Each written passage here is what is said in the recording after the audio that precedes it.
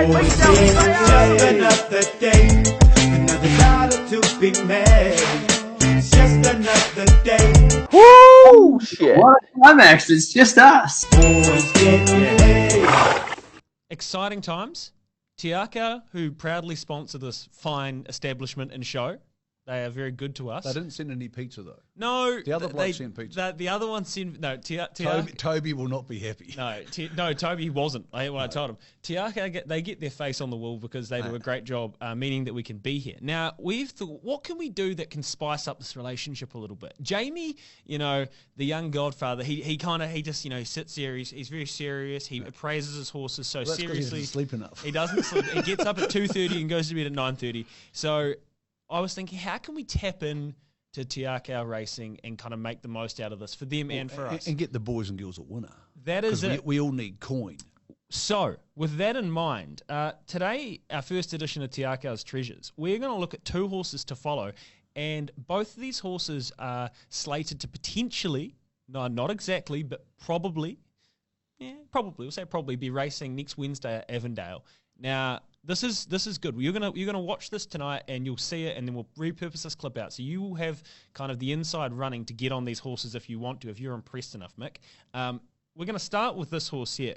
All right, Sophisticado, if I can get one. He's the son of fancy Burgundy. machine. Before we get kicking into this, here's the crucial part for this. You got I'll to take my mic with me. just Here we stand go. there and use your hand, mate. Should we go? So you got a horse who's drawn the outside. Yes. Outside barrier in trials. Trials are dominated by inside drawn horses. They jump, they sort of settle. Yep. No one goes too crazy. Can I play it yet? You look at this. You're looking for the horse on the outside in the tangerine colours. We know the colours well. Now, he's had a bit of a dip there out of the gates. This is at Rotorua at the trials. And yet, even though he's wide and he's had to shy away from another horse, he's in for the fight. Often 2-year-olds in the situation throw their head in the air. I don't really know what's going on. I'm sick of it. But this is a horse under a nice rein. It's following around pretty well. Head goes in the air a bit here. What you're going to like is this.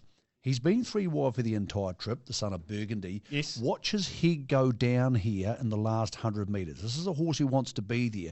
So the inside horse is holding back. It's kicking back. No, stretching again, stretching, wants to be there, head down, not mucking around. It wants to be a racehorse. Now, in a trial, if you're stuck wide, 3 wide out to 2 wide, and you still want to be there, that's really important because it means that if you could ever find the fence, you know exactly what to do. So typical of a barn that has a lot of good horses, they can work with those horses. This is a well-schooled 2-year-old, would have learned a lot from that, but showed in the last 100 metres rather than dicking around or not wanting to run through any potential pain barrier, it wanted to be there. So this is a horse you know is going to turn up to the races. If it's good enough, who knows? You don't know the quality of the horses behind it, but it's going to want to be there and it's going to probably do things right. Okay, there you go. So that's the first one, Sophisticado. Look, Jamie said, as I said, we've got to get Jamie's appraisal on this stuff. This young fella's trialled well, and there is race form around him. So that is what we're looking at there. The next one, well, we've actually got a proper race here. This is Carmelas, and this is it. You'll notice the colours. This is a Brendan and Joe Lindsay owned. She's a filly. Darcy Brahma, who's been to the races once. This is it, Mick. What can we watch? Looking for the horse out wide in those famous, they're the same probable colours. Yes. That we've seen the Karaka Million a couple of times. And Taupo's a brutal track to be stuck wide on because it very much is a greyhound track. They get hard up against the rail and they really power up and they love it. Mm-hmm. Now, the winning form out of this race is a horse called No Filter. That's right. Who's from a stable that's really in form. They're peaking their maidens nicely. So you're looking around the form for the horse who's stuck 3 wide. So basically, it's just got to sit there. It's got nowhere to go. You can't push the button. There's no point attacking any further. So you're trapped and you're losing ground. Every 100 metres here, you're losing half a length. So you're having to go faster and faster. So around about now, Lee's got to push the button. He's got to get out of here. He's coming really wide.